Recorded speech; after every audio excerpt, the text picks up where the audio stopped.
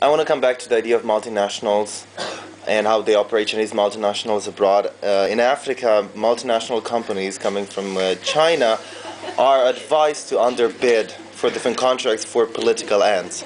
So a lot of infrastructure projects have been seriously underbid by Chinese investors. Right now, a small segment of a highway is in Tanzania, northern Tanzania, is made for half the price that it should be. So then, in light of the way multinational companies are operating abroad, I can ask specific questions to pretty much each of the speakers. You've been talking about innovation. Do you, in any ways, find the way the multinational companies operate abroad as a sign of innovation? You seem to be a fan or a supporter of free market.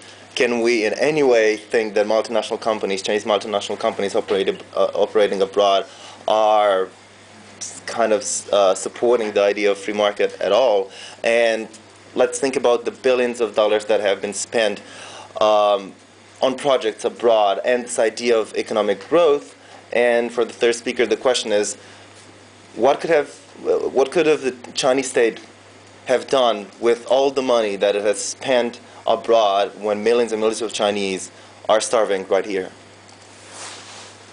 So, actually, as I said in my let's say talk, the most part of Chinese investment overseas were in U.S. You know, not in Tanzania or not in African countries. But money is going abroad. Yeah, but we try to diversify our investment in different areas, but we face it's difficult. Still, U.S. market is it's a free market. They can receive foreign investment, let's say, in a very not in a difficult way, in a very simple way. But if you want to invest in countries such as Africa or other countries, you face a lot of difficulties you need to deal with. For example, as you say, if China made investment in U.S. or in the Middle East, there are, because these are the hot area. A lot of people will think if you make investment in this area, what is your target, or what is your, let's say, a purpose for the investment?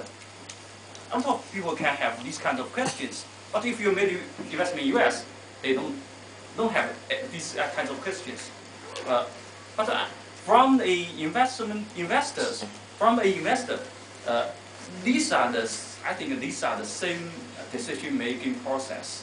If you can make money in US, in different other countries, in different areas, they are profitable, then they made the decision. Okay, I think the multinationals of US or European countries, they have more experience in these areas to deal with the local people.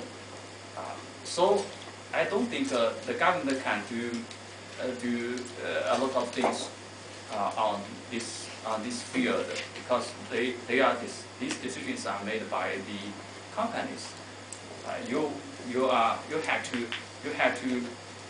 have to let's say let these companies think about the ideas. Of course, most of you will be the leaders of these companies. You can change it, not the government.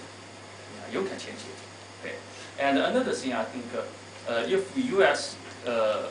can open their market to the Chinese investors, maybe they will make less investment in Africa or in the Middle East.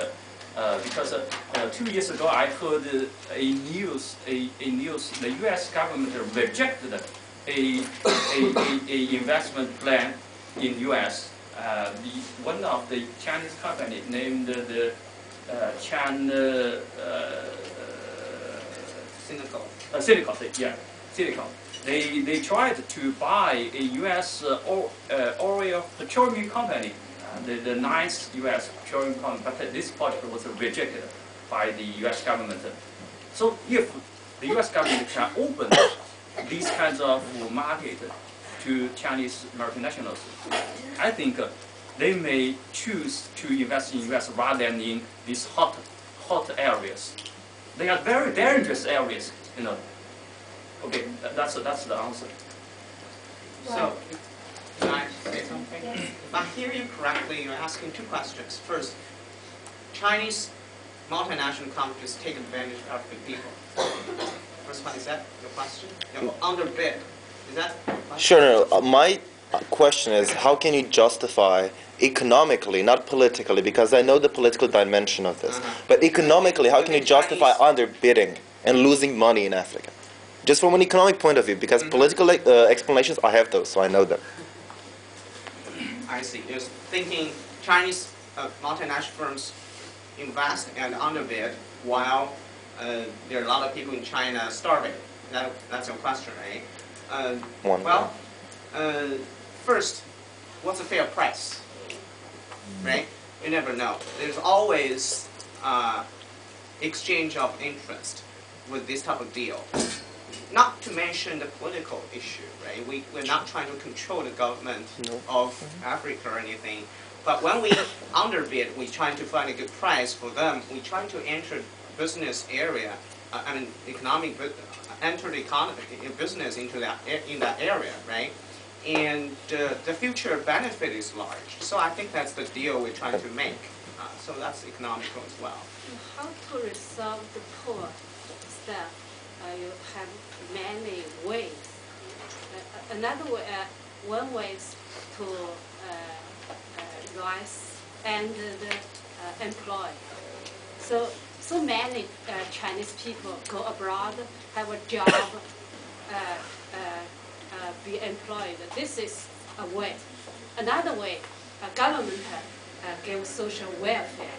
So Chinese government pay attention to the social welfare, want to find different ways to change the poor situation. I know a lot of guys are interested in the topics we talk about.